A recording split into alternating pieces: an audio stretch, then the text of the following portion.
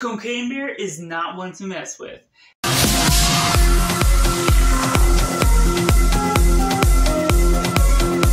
Hey everyone, welcome to Cinema, where we focus on film, and today I'm giving you my thoughts over Cocaine Bear, and I'd love to hear yours down in the comments below if you've seen it, and if not, if this video helps you out, I'd love to know that as well, to know just in general the feedback I'm getting on this video. And so overall, just a general idea, Elizabeth Banks as director has done Pitch Perfect 2, as well as the rebooted Charlie's Angels, and they go to Cocaine Bear because what else would you follow that up with? So overall, generally, with this based on a true story event, the true story itself is a little bit more bland than this, based on how the story goes, where the bear ate cocaine and died minutes later. And so going on this film, as a film, they wanted to spice things up where the Cocaine Bear, yes, he eats cocaine and then goes crazy based on how humans may react, going insane and not being the normal black bear type.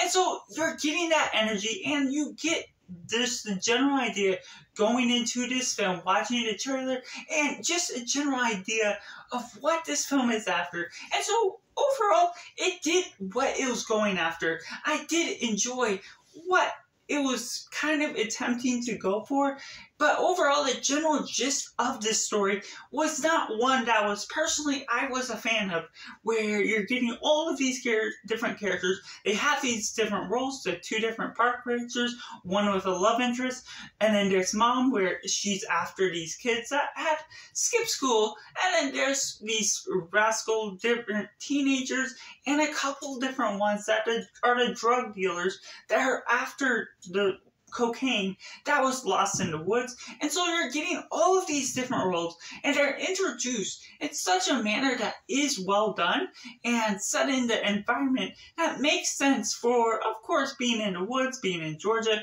And so you're getting all these different bits of information that flows rather well for the story.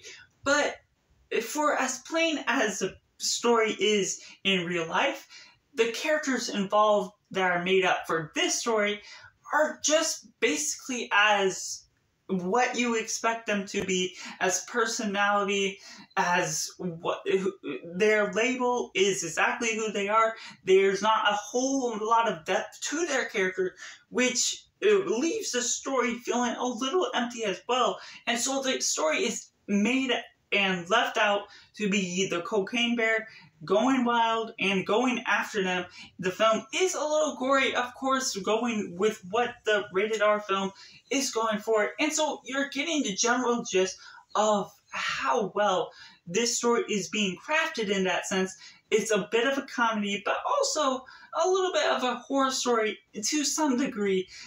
But overall, because the characters are so much of just being their own role and just having that one-sided personality, I generally expected what was going to happen to every character based on their attitude, based on how rude or friendly they are, and just the innocence of certain children and the survivability of all of it was manipulated, because it was able to be manipulated based on how you're changing all of the true story, and of course you're going after what the story is going for. And so overall, in the end, I was not a fan of how empty this story felt, even though I generally understood what the director was going for, it just being a fun, wild ride with this bear going on cocaine, and instead of dying right away, he actually goes after is not his normal black bear self, and actually attacks campers and all of these different things, having all these different shenanigans that could work well if you're really into a storyless plot where you just turn your brain off. But overall, for my personal taste, this was not quite the story that worked well for me. So overall, I have to rate this film, unfortunately, a 2 out of 10. And that's just my personal thoughts, and I'd love to know yours down in comments below. Did you like it? Was it for you? Or did you just not like it as well, just like my opinions? So that's just all. Make sure to like this video and subscribe if you enjoyed it so you get caught up on future film content, and be sure to check out these videos on Endscreen Now.